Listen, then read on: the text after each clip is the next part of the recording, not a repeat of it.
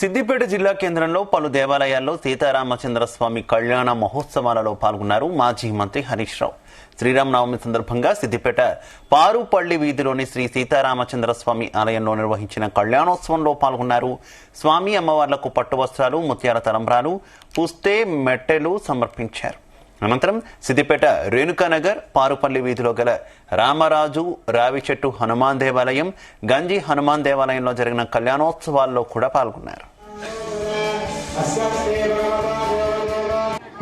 ఈరోజు దేశవ్యాప్తంగా కూడా సీతారాముల కళ్యాణం అత్యంత అంగరంగ వైభవంగా జరుగుతూ ఉంది.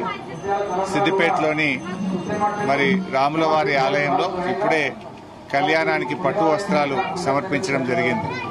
ఆ సీతారామచంద్రస్వామి ఆశీస్సులతో ఈ దేశం, ఈ రాష్ట్రం అంతా కూడా సుభిక్షంగా ఉండాలని, రాబోయే రోజుల్లో కూడా ఈ దేశం, ఈ రాష్ట్రం ఇంకా బాగా అభివృద్ధి పథంలో ప్రయాణించి ప్రజలందరూ కూడా సుఖ సంతోషాలతో, ఆయురారోగ్యాలతో ఉండాలని, ఎలాంటి ఇబ్బందులు, కష్టాలు ప్రజలకు రాకుండా మంచి పాలన ప్రజలకు అందాలి, ప్రజలందరూ బాగుండాలి.